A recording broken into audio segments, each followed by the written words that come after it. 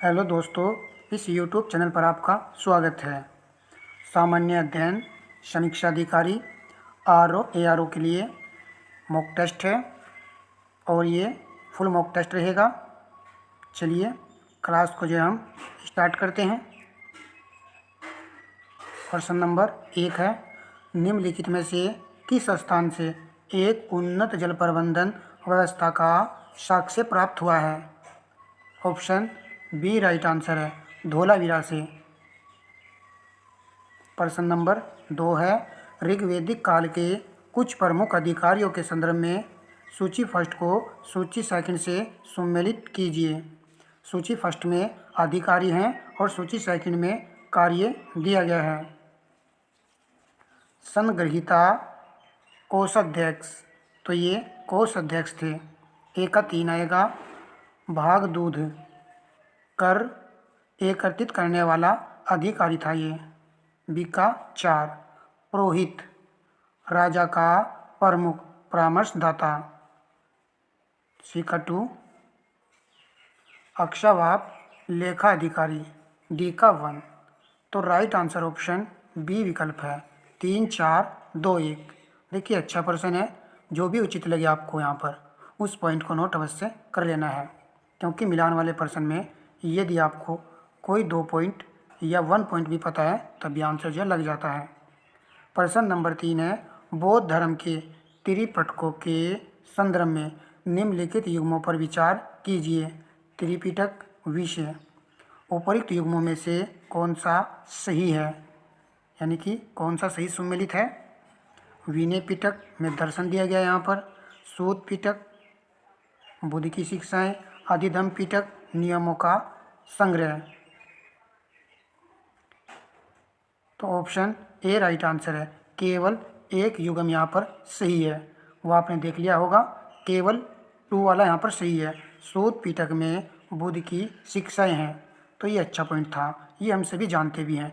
विनय पिटक में हमने आपको बता रखा है, विनय पिटक में नियमों का ये संग्रह है, नियमों का संग्रह है। और आपका अधिधम्म पिटक, यहाँ पर अधिधम्म पिटक लिखा हुआ है ना, यहाँ पर आएगा आपका ये बौद्ध दर्शन जो है इसका विषय था, या फिर बौद्ध दर्शन से यह संबंधित था। बौद्ध धर्म के ये 3 पिटक हैं, तीनों पिटकों को आपको याद रखना है कि विनय पिटक में जो है नियमों का संग्रह है, सूत पिटक में बुद्ध की शिक्षाएं हैं, अधिधम्म पिटक में बौद्ध दर्शन जो है देखने को मिलते हैं। चलिए प्रश्न नंबर लगाते हैं 4। महावीर स्वामी के संदर्भ में निम्नलिखित कथनों पर विचार कीजिए। सत्य कथन का चयन करना है। महावीर स्वामी को निरंजना नदी के तट पर कैवल्य की प्राप्ति हुई। महावीर स्वामी जैन भिक्षुओं को वस्त्र धारण करने जबकि पार्श्वनाथ पूर्ण नग्नता के पक्षधर थे। आंसर आप जो है लगाने की कोशिश कीजिए। इस मॉक टेस्ट में आपको सभी प्रकार के प्रश्न देखने को मिलेंगे। हम अपने YouTube चैनल पर उसी प्रकार मटेरियल उपलब्ध करा रहे हैं जिस तरीके से आपकी एक अच्छी तैयारी हो जाए। यदि आपने डी विकल्प चुना है तो सही चुना है, क्योंकि यहाँ पर जो है फर्स्ट वाला पॉइंट और सेकंड वाला पॉइंट कोई भी सत्य नहीं है। महावीर स्वामी को ज्ञान की जो प्राप्ति हुई थी वो निरंजना नदी नहीं आएगा। किस नदी किनारे पर हुई थी? ऋजुपालिका नदी के तट पर इनको ज्ञान की प्राप्ति हुई थी। और ये लास्ट वाला पॉइंट भी वेरी इंपॉर्टेंट है। महावीर स्वामी जो थे वो पूर्ण नग्नता के पक्षधर थे, यानी कि महावीर स्वामी जो है तपस्या करते थे तो वो नग्न अवस्था में रह करके करते थे, जबकि यहीं पर पार्श्वनाथ ये जो थे ये भिक्षुओं को वस्त्र धारण करने के पक्षधर में थे। तो इन दोनों की शिक्षाओं में केवल यही अंतर आपको देखने को मिलेगा। भिक्षुओं को वस्त्र धारण करने के पक्षधर थे पार्श्वनाथ और महावीर स्वामी नग्नता के पक्षधर थे। बहुत ही गहराई से ये प्रश्न पूछा गया है। चलिए नेक्स्ट प्रश्न लगाएंगे। हेलियोडोरस का बेस नगर अभिलेख निम्नलिखित में से किससे संदर्भित है? तो ऑप्शन डी राइट आंसर है, केवल वासुदेव से। याद कीजिए, हेलियोडोरस का बेस नगर जो है वासुदेव से संबंधित अभिलेख है। प्रश्न नंबर 6 है, मौर्य मंत्री परिषद में निम्नलिखित में से कौन सा अधिकारी राजस्व एकत्रित करने से संबंधित था? ऑप्शन ए राइट आंसर है, समाहर्ता जो थे वो मौर्य मंत्री परिषद में राजस्व एकत्रित करने वाले अधिकारी थे। प्रश्न नंबर 7 है, गुप्त काल में सिंचाई कर को क्या कहा जाता था? गलत नहीं करना है, काफ़ी बार हमने प्रश्न करा रखा है। बी राइट आंसर है, विदग भागम। याद रखना है कि सिंचाई कर को क्या कहा जाता था गुप्त काल में? विदग भागम। प्रश्न नंबर नेक्स्ट है, चालुक्यों की राजधानी के संदर्भ में सही विकल्प का चयन कीजिए। ऑप्शन बी राइट आंसर है, ऐहोल।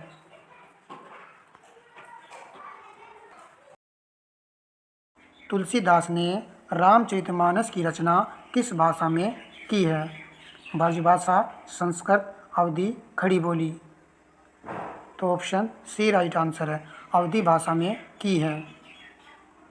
प्रश्न नंबर 10 है, अलाउद्दीन के संदर्भ में निम्नलिखित पर विचार कीजिए। कथन कारण का प्रश्न है, कूट के माध्यम से सही उत्तर का चयन करना है। अलाउद्दीन खिलजी की बाजार नियंत्रण की नीति सैन्य हितों से चालित थी। तो बाजार नियंत्रण को लागू किया था अलाउद्दीन खिलजी ने। पहले वाला कथन सही है। कारण, सैनिक अपनी आवश्यकताओं की वस्तुएं दिल्ली के व्यापारियों से खरीदते थे और यह आकांक्षा थी कि व्यापारी अपनी चीज़ों की कीमत बढ़ा देंगे। ऑप्शन ए आएगा या ऑप्शन बी आएगा? तो ऑप्शन ए राइट आंसर है। ए और आर दोनों सही है। आर ए का सही स्पष्टीकरण भी है। तो याद रखना है कि जो है सैनिक अपनी आवश्यकताओं की वस्तुएं दिल्ली के व्यापारियों से खरीदते थे, परंतु उनको शंका थी कि व्यापारी अपनी चीज़ों की कीमत बढ़ा देंगे। तो दोनों बातें यहाँ पर सही हैं। प्रश्न नंबर 11 है, सूची फर्स्ट को सूची सेकंड के साथ सम्मिलित कीजिए। सूची फर्स्ट में ग्रंथ है और सूची सेकंड में लेखक हैं। किताब उल हिंद के लेखक हैं अल ब्रूनी, ए का 2 आएगा। रेहला इब्न बतूता इस पुस्तक के लेखक हैं, तो बी का 1 आएगा। हुमायूंनामा गुलबदन बेगम, सी का 4 है। पादशाहनामा लाहौरी, डी का 3, 2 1 4 3। ऑप्शन सी राइट आंसर हो जाएगा। प्रश्न नंबर नेक्स्ट देखते हैं, दिल्ली सल्तनत के संदर्भ में निम्नलिखित कथनों पर विचार कीजिए। भिन्न भिन्न आकार वाले इलाके इफ्ता कहलाते थे।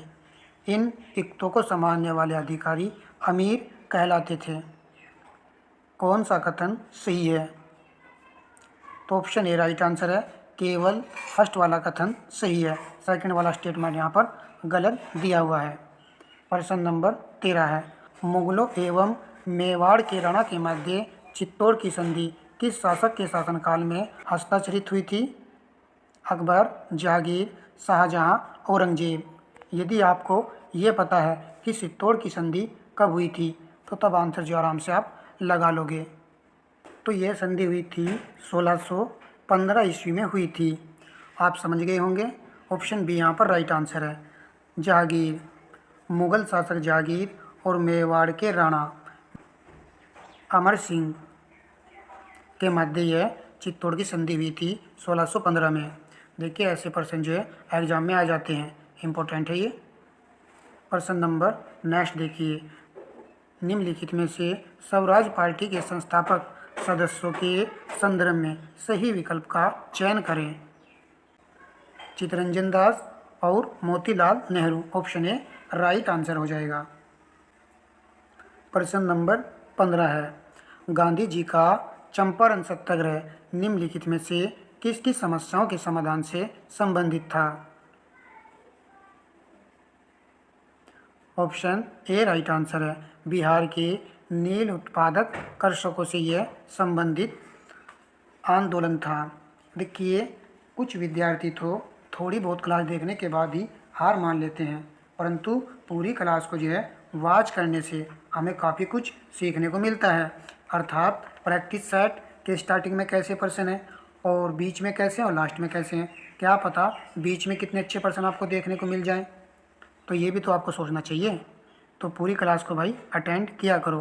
प्रश्न नंबर 16 है, प्रांतों में उत्तरदायी शासन की स्थापना के लिए द्विवेद शासन की शुरुआत कब हुई थी।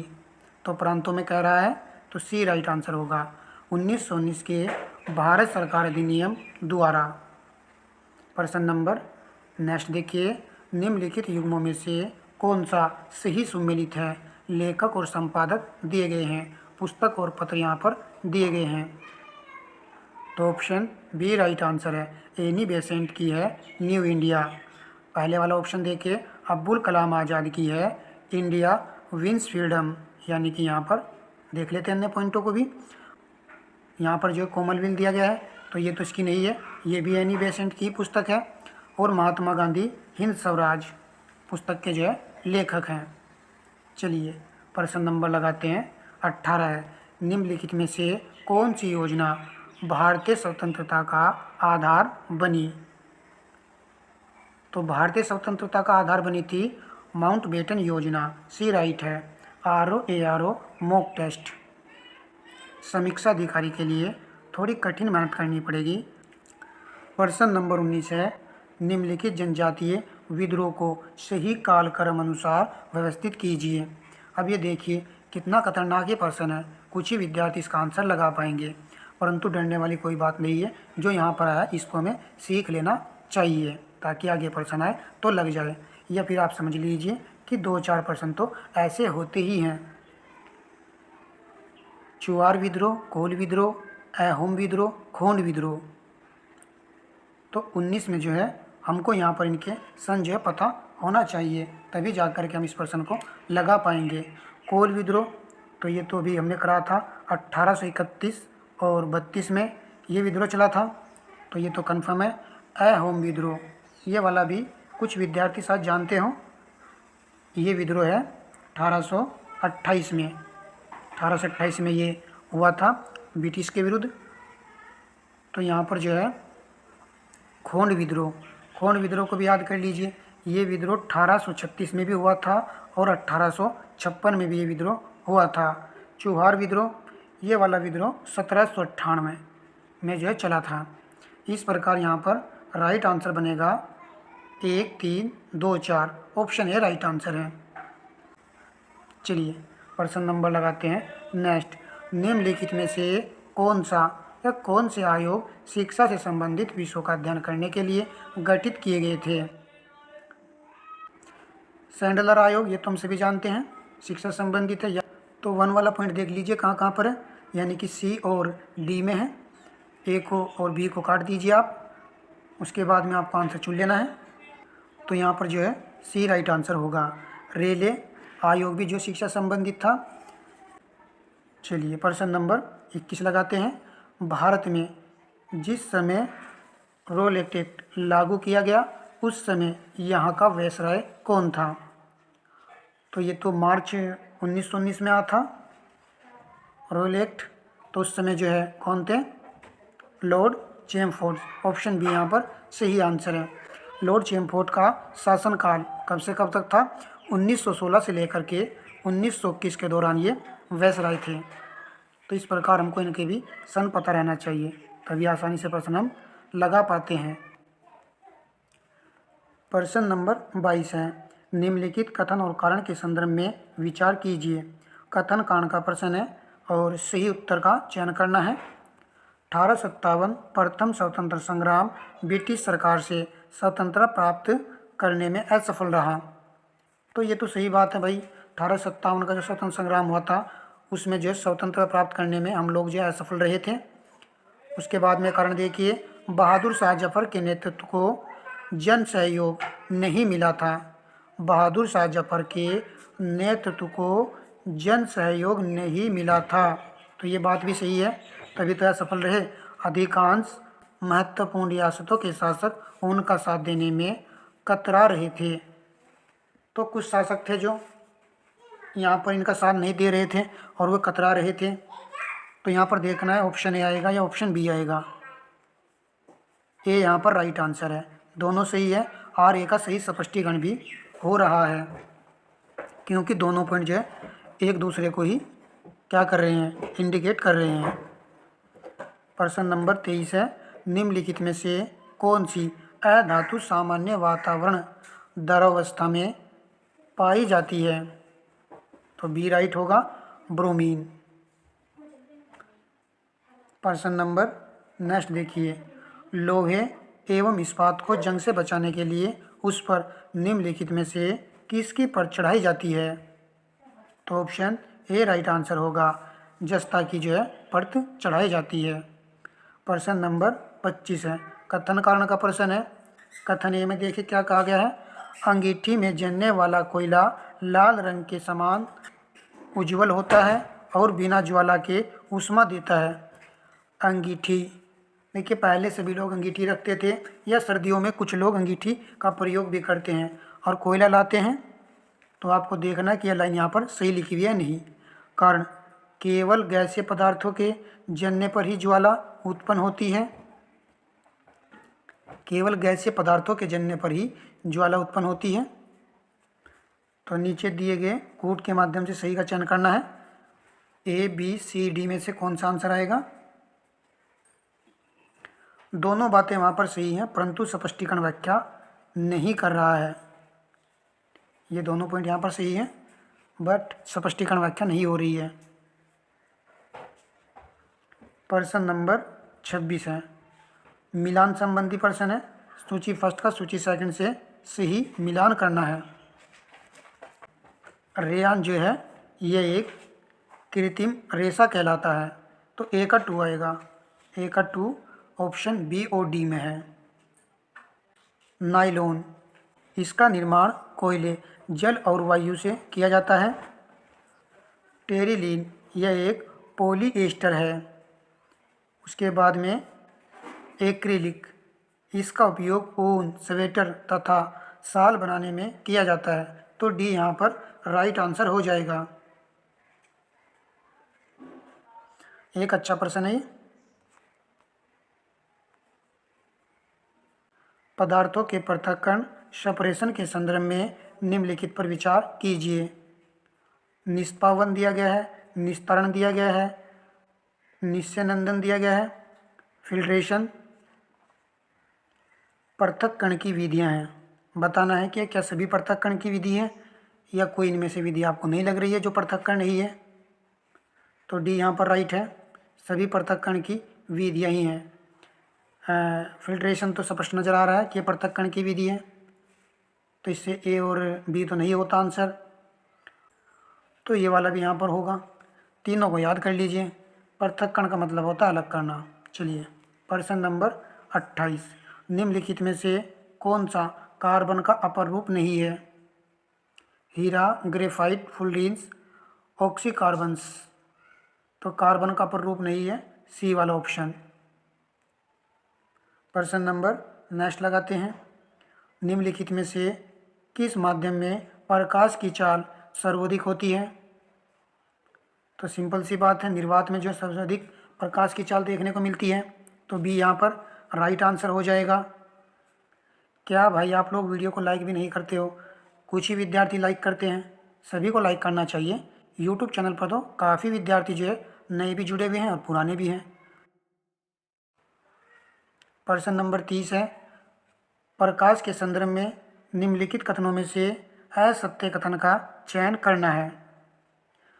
जब प्रकाश के पथ में कोई अपारदर्शी वस्तु आ जाती है तो उस वस्तु की छाया नहीं बनती है।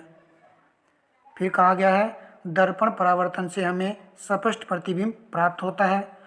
पारभासी वस्तुएं प्रकाश के कुछ भाग को अपने में ही होकर जाने देती हैं।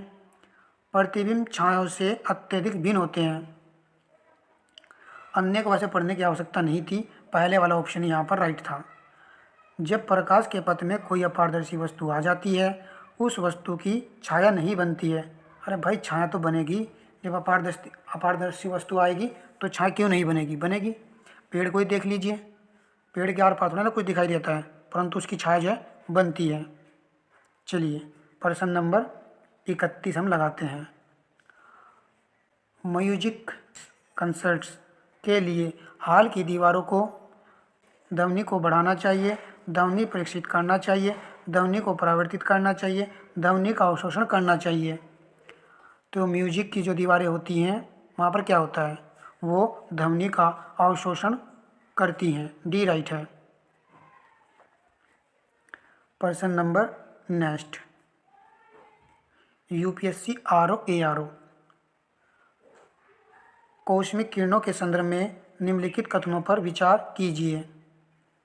ये आवेशित कण है, यह अनावेशित कण है, यह आवेशित अनावेशित दोनों ही हो सकती है, उपयुक्त में से कोई नहीं। ऐसे प्रश्न जो फंसाने वाले होते हैं, देखिए आंसर लगाइए। 32 का ये आवेशित कण होते हैं। प्रश्न नंबर नेक्स्ट है, कथन कारण का प्रश्न है। निम्नलिखित कथन और कारण के संदर्भ में विचार कीजिए।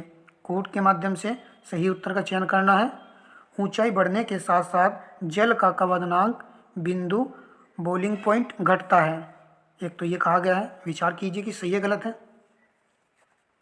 तो यहाँ पर बिल्कुल सही स्टेटमेंट लिखा हुआ है। कारण, ऊंचाई के साथ वायुमंडलीय दाब बढ़ता जाता है।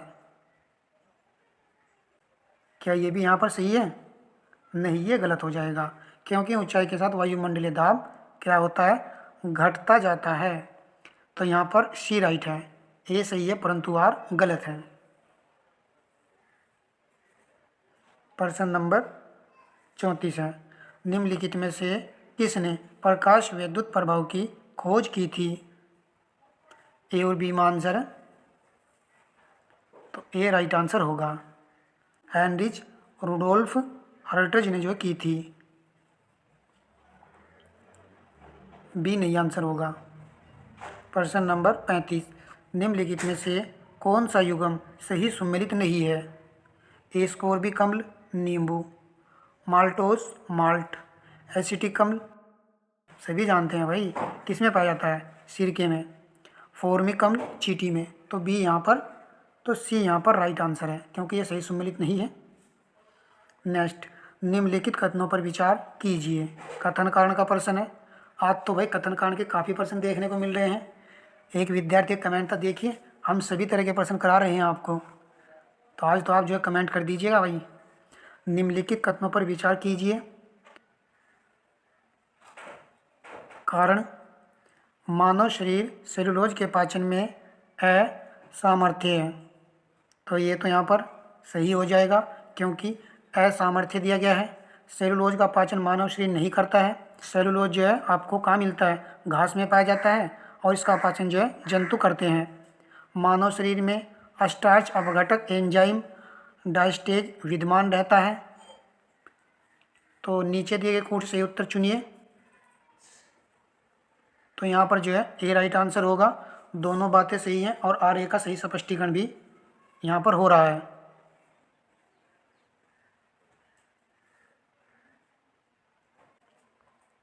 नेक्स्ट देखते हैं, मानव शरीर में कौन सा गोल्डन चावल का एक प्रचुरतम स्रोत है? ऑप्शन ए राइट है, विटामिन ए। प्रश्न नंबर 38 है, मिलान संबंधी प्रश्न है। सूची फर्स्ट में विटामिन है, सूची सेकंड में रोग दिए गए हैं। छोटा कर लेते हैं क्योंकि इसके विकल्प यहाँ पर नीचे हैं। विटामिन ए की कमी से कौन सा रोग होता है? रतौंधी होता है। तो यहाँ पर 3 आएगा। विटामिन बी की कमी से बेरी नामक रोग हो जाता है, तो यहाँ पर 1 लिख दीजिए। विटामिन सी से स्कर्वी रोग होता है यानी कि 4, और विटामिन डी से रिकेट्स नामक रोग हो जाता है, तो डी का 2। 3 1 4 2, तो ए विकल्प यहाँ पर सही है। प्रश्न नंबर नेक्स्ट है, निम्नलिखित में से कौन सा आहार नाल का सबसे लंबा भाग है? आहार नाल की बात हो रही है, तो डी राइट होगा, क्षुद्रांत। ये सबसे लंबा भाग होता है आहार नाल का। प्रश्न नंबर नेक्स्ट है, मिलान करना है सूची फर्स्ट का सूची सेकंड से। सूची फर्स्ट में ग्रंथि दी गई है और सूची सेकंड में स्त्रावित हार्मोन। थायराइड, थायरोक्सिन आएगा, तो ए का 2 लिख दीजिए। ए का 2 आप देखिए ऑप्शन ए और बी में है। अंगनाशय कौन सा हार्मोन निकलता है? इंसुलिन। बी का 3 होगा। तो यहाँ पर जो है अभी आंसर नहीं क्लियर हुआ।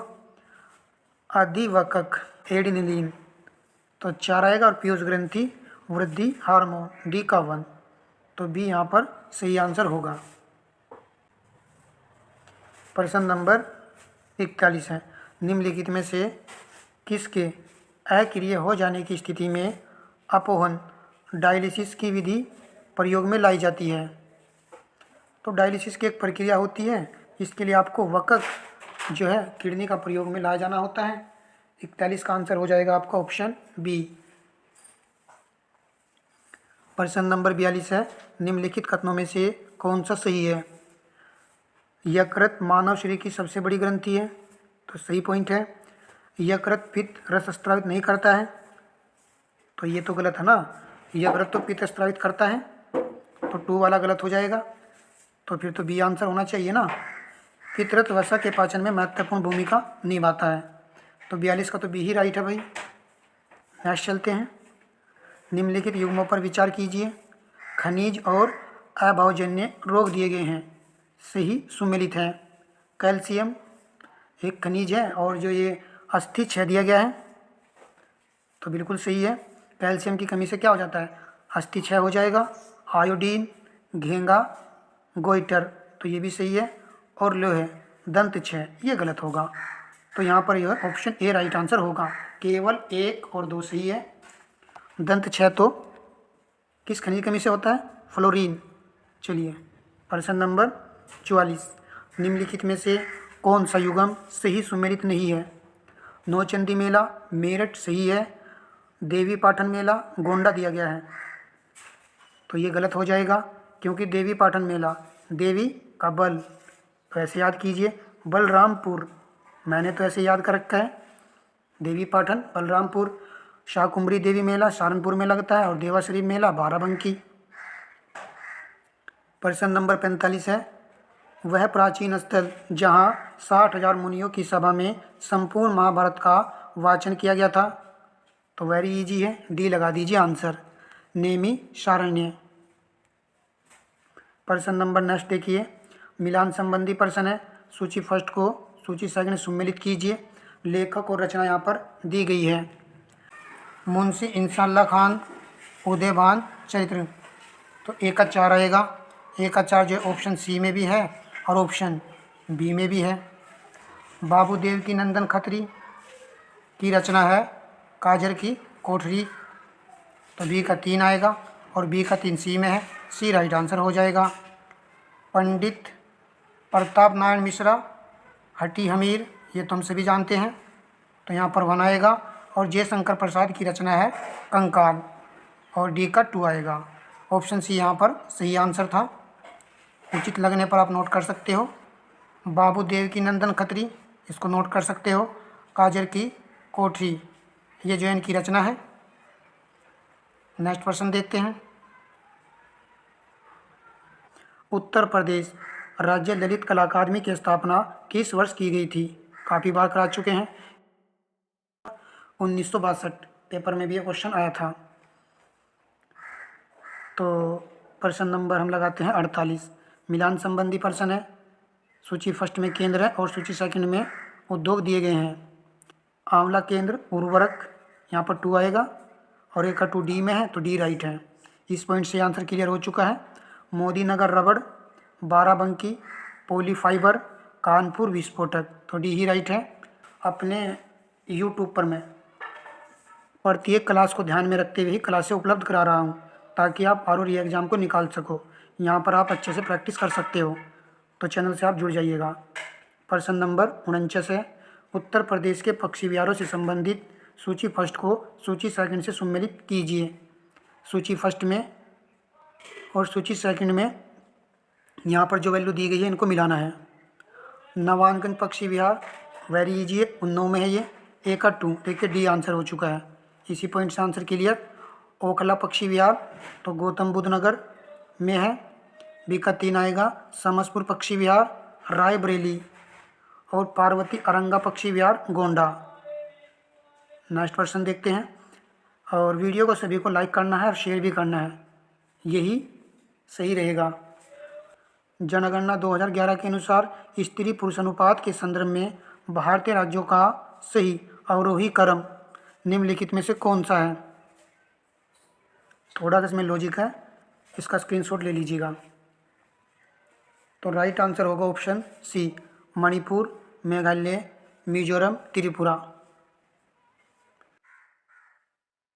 प्रश्न नंबर 51 है, जनांकीय लाभांश निम्नलिखित में से किसे निर्दिष्ट करता है?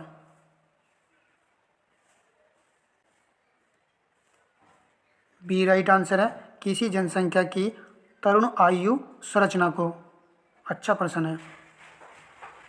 प्रश्न नंबर 52 है, उत्तर प्रदेश के जनसंख्या घनत्व के संदर्भ में सही विकल्प का चयन कीजिए। तो डी राइट है, 829। परंतु यहाँ पर हम जो है 52 क्वेश्चन तक ही रहने देते हैं।